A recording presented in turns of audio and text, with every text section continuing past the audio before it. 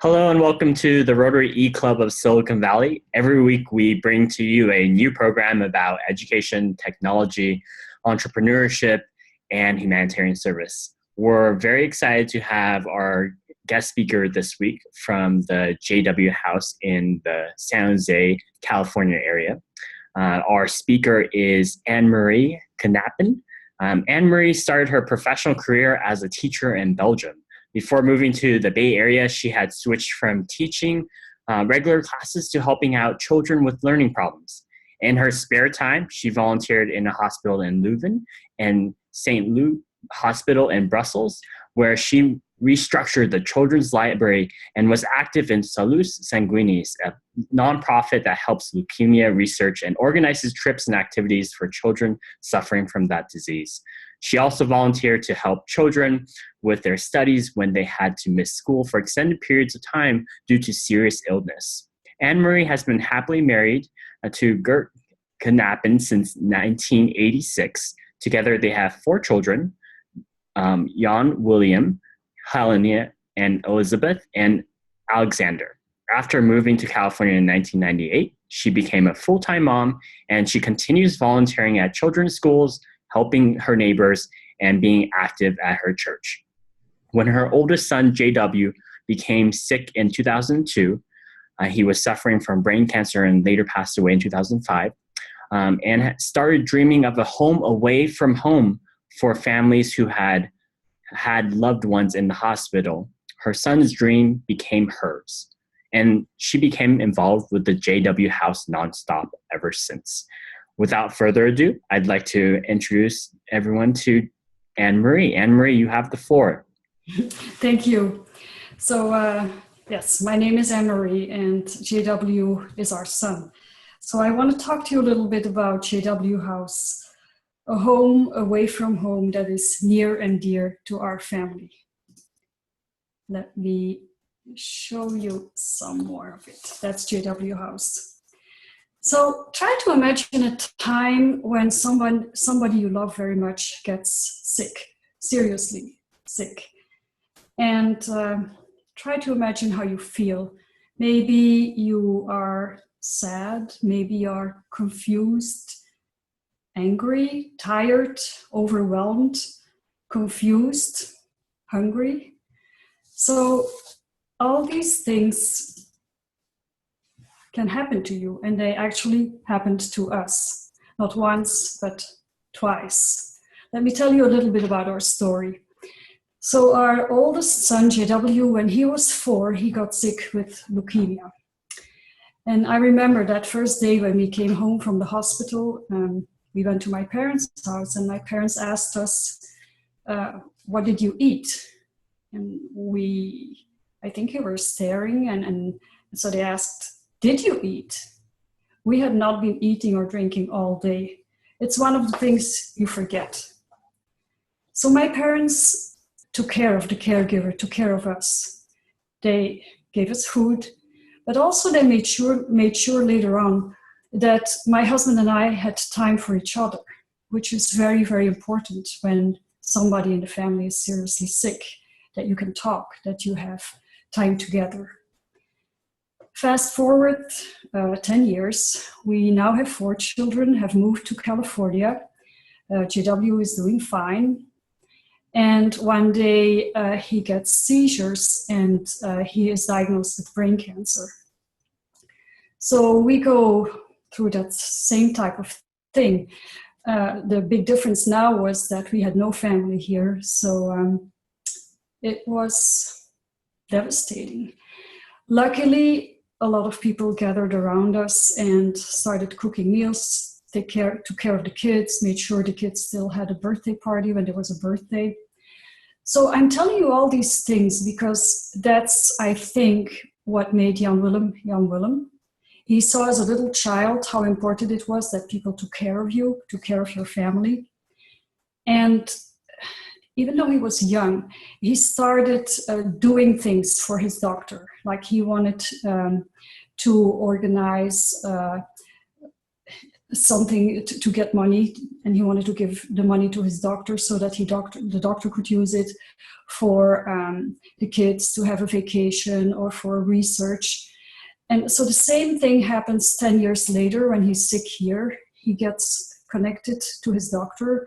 They became friends, actually. And so he starts to talk to Dr. Wong, his oncologist, about, we should do something. We should make a difference. We should keep families together. What are we going to do? What can we do? And they came up with this idea of building a house near the hospital where families can gather. That's our story. Today, our mission, the mission of JW House, is to keep families together. When do you want them to be together? When they need each other most during medical crisis. JW House is near hospitals in Silicon Valley, and what we do is we provide a caring and compassionate environment that inspires hope. Hope, hospitality, and healing, that are the words that are near and dear to JW House. Our vision is no family should be separated when they need each other most. That's the big dream, right? Our house. So we are like, I should actually say our home, because we are like your home at home, just a little bigger.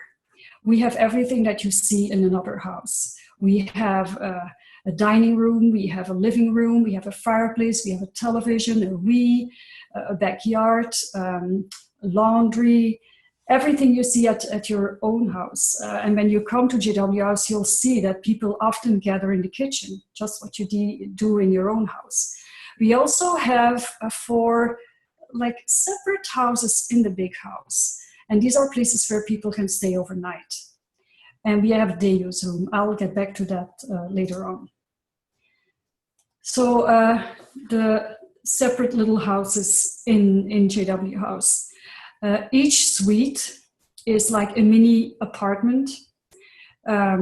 So people have a sitting area, have a dining area, have a kitchenette, have their own bathroom. They have a patio. They have internet access. So if they really want to be by themselves, just a family, they have that opportunity. We also have a common use area. So if our families want to be with other people, that's fine too. They go to the common kitchen, the common dining room, the common family room, the common playroom.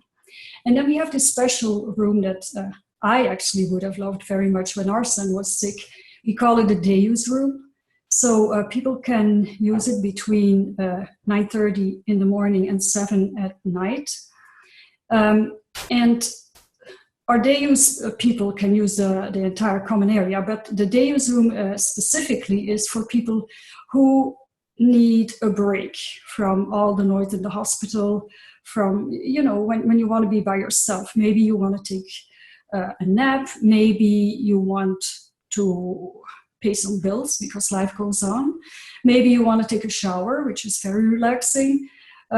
All these things you can do in the day use room, and it's quiet there. You are by yourself.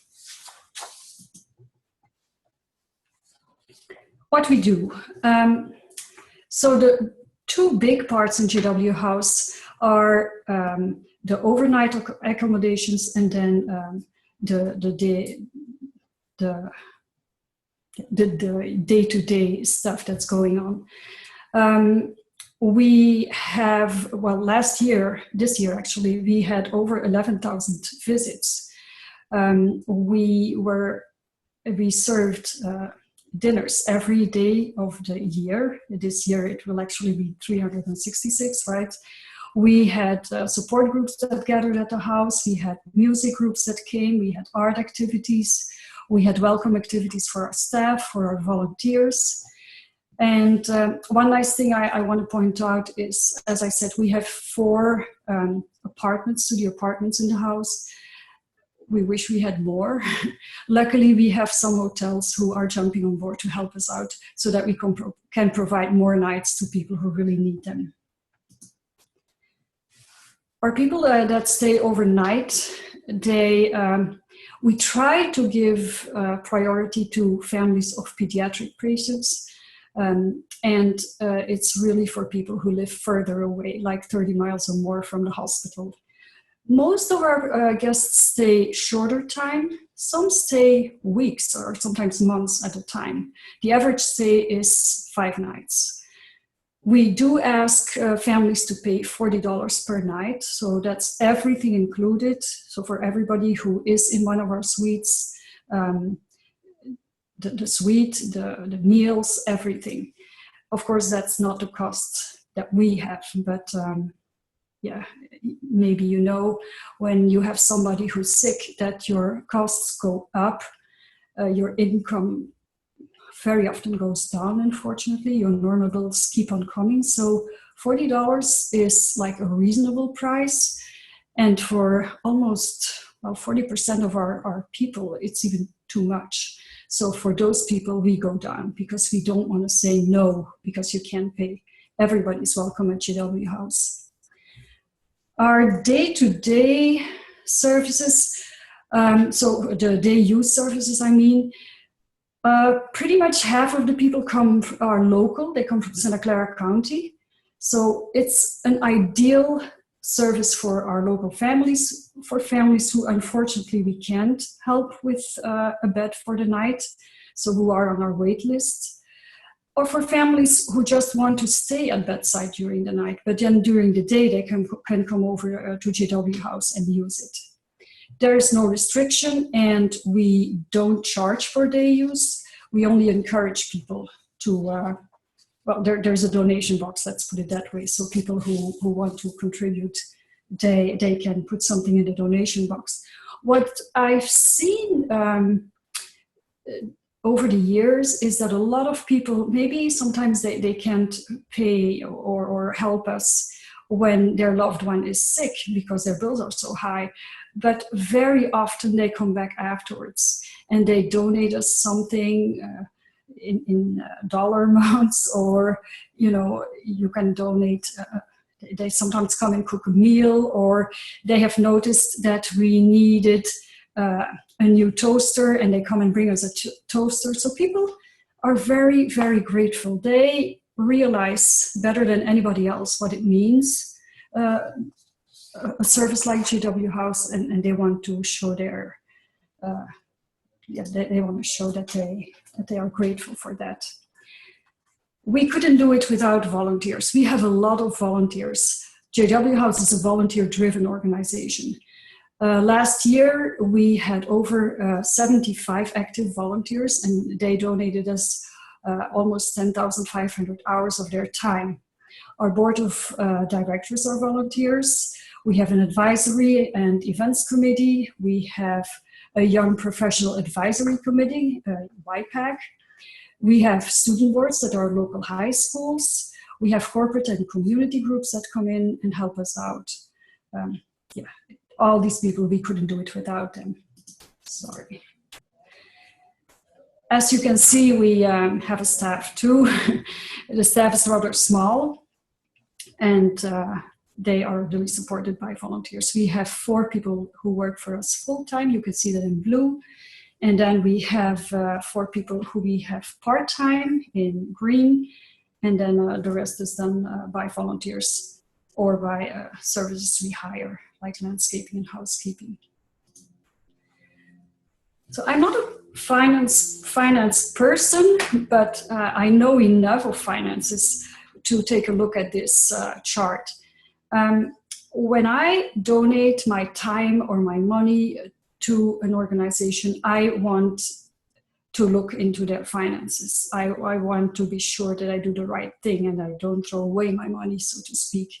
So if you look at our income, over a third comes from in-kind donations, people who come and cook for us, who bring us toiletries, paper towels, all these stuff. Another third comes from individual contributions, and another big part comes from corporate and foundation grants. When I look at when I compare income with expense, I see that approximately 80% goes to our programs, and I think as a donor, that's what you want to see, that the money goes to the people who need it, right? Here you can see some of our sponsors, our hotel sponsors. So these hotels give us rooms, or if they don't have open rooms, they give us rooms at a deduction, at a very, the much lower price. And then we have our local retail sponsors. So this is the good news, so to speak. There is a little bit of a downside. There are more people that want to use it than we can actually house, and that's the challenging part for JW House. So despite the help from local hotels, 109 families were turned away in 2015 because we're not big enough.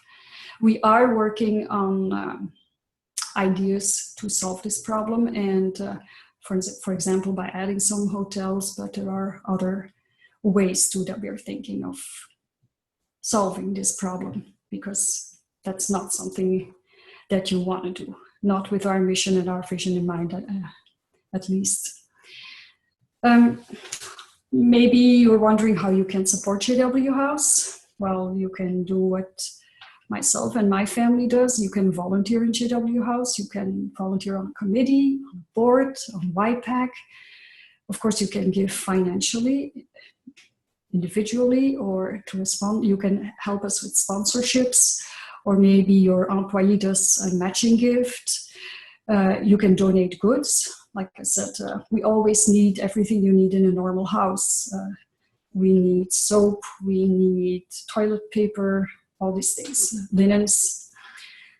You can sign up for a dinner. As I said, we have sort of dinners every night of the year. So maybe with a group you belong to or your family, you can come and make dinner for us. You can sign up at jwhouse.org/calendar for that. There's another program we have that's called Lunches Served, and that's targeting companies. So we have groups of companies that come and make lunch for us. They also often do a project. So basically what it is, the idea is it's a win-win situation. For the company, it's a team building experience. For us, it's help, and it's spreading of the word. If you want to know more about that, you can always email meredith@jwhouse.org. You can support events. For instance, in spring, we have an event coming up where it's a breakfast, free breakfast. So you don't have to pay to attend. And we do a presentation, and then at the end, there is an ask.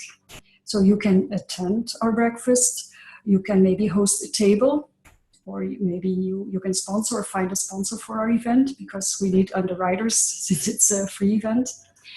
You can simply follow us on Facebook, on Instagram, or on Twitter. And then last but not least, I would say take a tour, because I can talk about JW House, I can talk about how it came along, what we do, but the real feel, you only get the real feel when you get to visit us.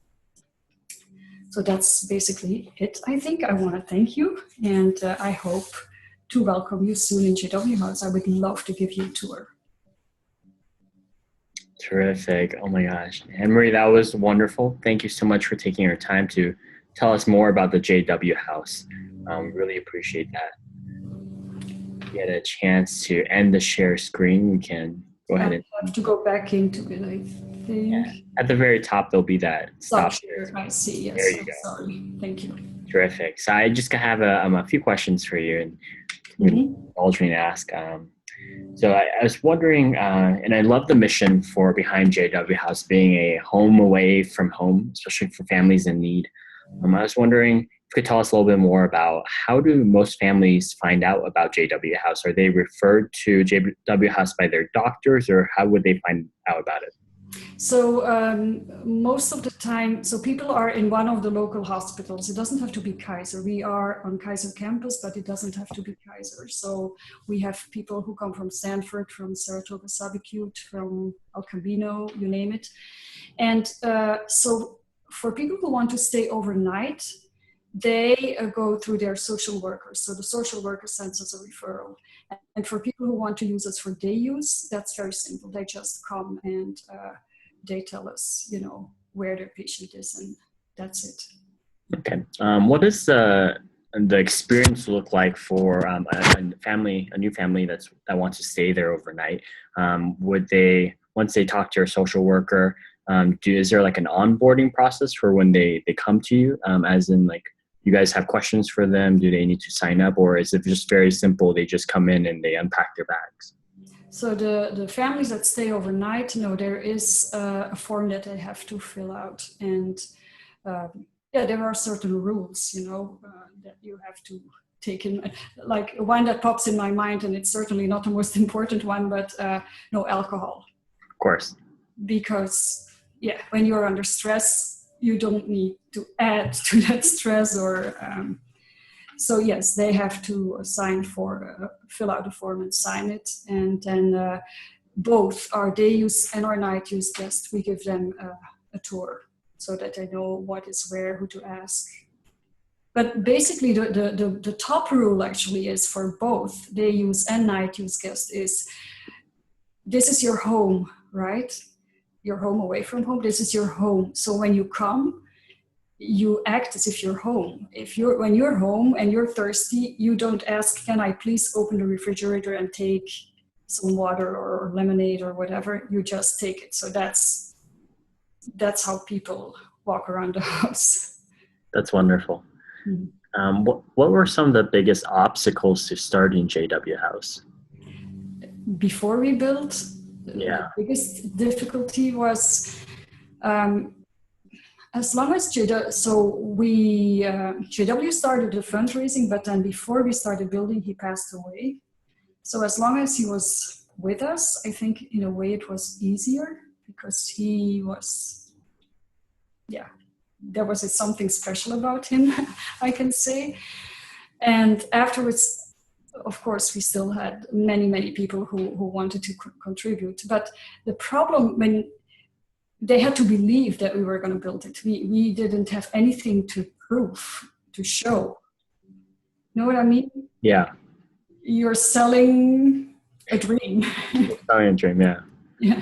And you guys sold the dream, and the dream has been built. That's amazing. Well, and it was actually nice to see how, I don't think I talked about that, but it was nice to see how a whole community came together. We always, kids, they bought bracelets $2 a piece, but a lot of $2 made a lot of money. And so we could tell them, one day you'll walk by and you can say, I helped build this house. And that's basically what we did. The whole community built it, and now the whole community keeps it open. That's amazing. So now that it's been built, what would you say are some of the biggest obstacles or struggles that you guys face to running JW House every year? The biggest problem is that you never want to say we have no open room. That's really hard, because that's what we're for. Besides that, we have some, like now it's Christmas time, end of the year, Thanksgiving was just there. And so a lot of people have family gatherings, a lot of our volunteers, I mean. And so, because we have shifts, 3 shifts a day, and when your shift is, so in normal circumstances that works. During the holidays, it's kind of a challenge, because people have other things. They have to take care of their own family and want to travel or whatever. But it always works. Always somebody comes and helps out. So yeah, that's nice. That's wonderful. And so you mentioned this also during your presentation. You just touched upon it, but you mentioned in your presentation that in 2015, you had to turn away, I think 109 families is what you said. So clearly there's a big demand for the service you guys offer. Are there plans right now to expand the facility for JW House with either the land you're on right now or maybe adding an additional location? We are thinking creatively, yes. We'll see, but yes, there are big plans. Okay. And if is that something you guys are looking to be still in the same area, or are you thinking somewhere else, like in the Bay Area? Could be both. Okay. Could be both. Okay. And are there any planned improvements for the current JW House in the near future over the next year or two? There is actually a playground that is going to go up. So we got some grants from a couple of, sometimes people give you money and it's targeted towards, in this case, a playground. So we had 3 inputs that way, and it's about to be built. It's going to be really nice for younger children, for older children, handicapped children. Yeah. That's wonderful. Are you guys getting volunteers to build it out, or is there a professional team that's coming? Actually, it's professional, because you have, things are coded, so you can't just build a slide or something. No, we are actually. I'm not really part of that playground thing, but I think it's through the 49er Foundation that we get a lot of help. But I'm not sure how it works, but yes, I do know the 49ers are involved somehow. That's terrific. So if JW House had a wish list, for example, and maybe you help create the wish list, what would you say would be 1 or 2 things that would be on the wish list right now? Big things? Anything. Big things, that's clear, right? Let's expand. Yeah. That would be the number 1, I think. The number 2, this is not so materialistic, but I really hope that we can, whatever is in our future, that we can keep the real heart of JW House, because there is something special about it, and I hope we can keep that intact. That's wonderful. Thank you so much, Anne Marie, for all of your time. We really appreciate it. We're just going to go ahead and wrap up right now, so I'll turn it to you in just a moment for some closing comments. But just want to thank all of our guests and viewers and members out there who are watching our recorded program. Thank you for visiting, and that we hope to see you next time. Make sure that you check out the links to JW House that will be below this video, including their social media, Facebook, their Twitter and Instagram. Follow them, volunteer with them if you can, visit them and do a tour, or make a donation to them. And if you can, please also leave a comment at the bottom of the meeting and let us know what you thought, or if you have any questions for the JW House team or for Anne Marie, feel free to ask them and we'll redirect them to the proper person. Anne Marie, I'd like to turn it over to you for some closing comments. That is wonderful. You said so many things. Thank you so much. I couldn't have said it any better. And I think most important, please come and visit us. And I'd love to give you a tour. And if you contact JW House, they know how to contact me. So that should be easy. Terrific. Well, thank you for doing a wonderful cause. Thank you for your time. And everyone else, thanks for visiting. We'll see you guys next week. Bye now. Bye.